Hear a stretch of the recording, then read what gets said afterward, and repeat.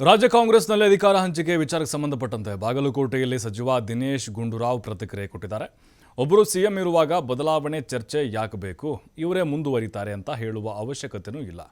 ನಾನು ದೆಹಲಿಗೆ ಹೋಗ್ತೇನೆ, ನಂದು ಯಾಕೆ ಸುದ್ದಿ ಆಗಲ್ಲ, ಕುತೂಹಲ ಮೂಡಿಸಿದೆ ಸಚಿವ ದಿನೇಶ್ ಗುಂಡೂರಾವ್ ಅವರ ಹೇಳಿಕೆ.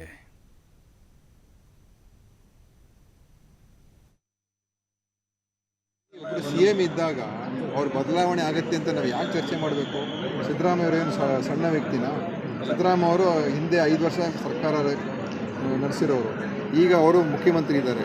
ಒಬ್ಬರು ಮುಖ್ಯಮಂತ್ರಿ ಇದ್ದಾಗ ಇನ್ನೊಬ್ಬರು ಮುಖ್ಯಮಂತ್ರಿ ಬಗ್ಗೆ ನಾವು ಚರ್ಚೆ ಮಾಡೋ ಅದ್ರ ಅವಶ್ಯಕತೆನೇ ಇಲ್ಲ.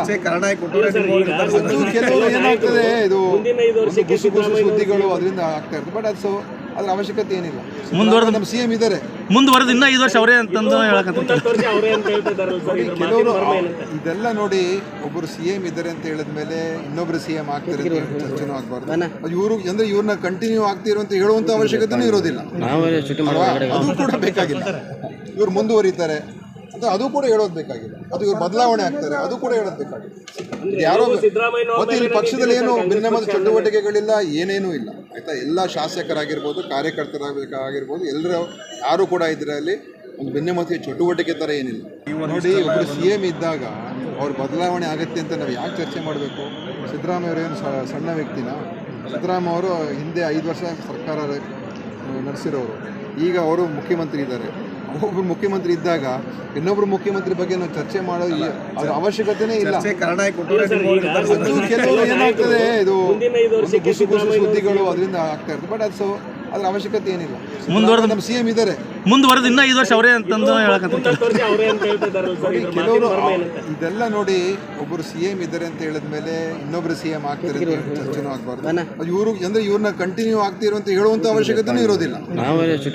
ಅದು ಕೂಡ ಬೇಕಾಗಿಲ್ಲ.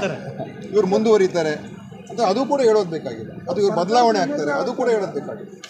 ಯಾರೋ ಮತ್ತೆ ಇಲ್ಲಿ ಪಕ್ಷದಲ್ಲಿ ಏನು ಭಿನ್ನಮತ ಚಟುವಟಿಕೆಗಳಿಲ್ಲ, ಏನೇನೂ ಇಲ್ಲ ಆಯ್ತಾ. ಎಲ್ಲ ಶಾಸಕರಾಗಿರ್ಬೋದು, ಕಾರ್ಯಕರ್ತರಾಗಿರ್ಬೋದು, ಎಲ್ಲರೂ ಯಾರು ಕೂಡ ಇದರಲ್ಲಿ ಒಂದು ಭಿನ್ನಮತ ಚಟುವಟಿಕೆ ಥರ ಏನಿಲ್ಲ. ನೋಡಿ, ಈಗ ರಾಜ್ಯ ಕಾಂಗ್ರೆಸ್ನಲ್ಲಿ ಪವರ್ ಶೇರಿಂಗ್ ಸಂಬಂಧಪಟ್ಟಂಗೆ ಚರ್ಚೆಗಳು ನಡೀತಾ ಇದೆ. ಸಿದ್ದರಾಮಯ್ಯ ಬಣದವ್ರು ಹೇಳಿಕೆಯನ್ನು ಕೊಡ್ತಾರೆ, DK ಬಣದವರು ಅವರಿಗೆ ಟಾಂಗನ್ನು ಕೊಡ್ತಾರೆ. ಬಟ್ ದಿನೇಶ್ ಗುಂಡೂರಾವ್ ಹೇಳಿಕೆಯನ್ನು ನೋಡ್ತಾ ಇದ್ದರೆ ಒಂದು ರೀತಿ ಅಂತರವನ್ನು ಕಾಯ್ದುಕೊಂಡಂಗೆ ಕಾಣಿಸ್ತಾ ಇದೆ. ನಾವು ದೆಹಲಿಗೆ ಹೋಗ್ತೀವಲ್ಲ, ನಮ್ದು ಯಾಕೆ ಸುದ್ದಿ ಆಗಲ್ಲ ಅಂತ ಅವರೀಗ ಹೇಳಿರೋದು ಬಹಳ ಕುತೂಹಲಕ್ಕೆ ಕಾರಣ ಆಗ್ತಾ ಇದೆ.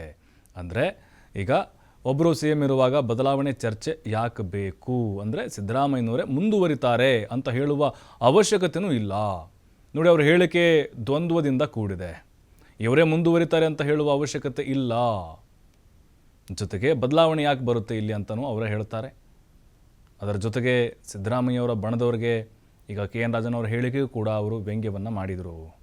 ಹಾಗಾಗಿಯೇ ಈಗ ಮುಖ್ಯಮಂತ್ರಿ ಬದಲಾವಣೆ ಸಂಬಂಧಪಟ್ಟಂತೆ ಕೆಲವೊಂದಿಷ್ಟು ನಾಯಕರ ಹೇಳಿಕೆಗಳು ಆ ಕಡೆ DK ಶಿವಕುಮಾರ್ ಅವರ ಪರವಾಗೂ ಬರ್ತಾ ಇಲ್ಲ, ಸಿದ್ದರಾಮಯ್ಯ ಅವರ ಪರವಾಗೂ ಕೂಡ ಬರ್ತಾ ಇಲ್ಲ, ನ್ಯೂಟ್ರಲ್ ಆಗಿದ್ದಾರೆ.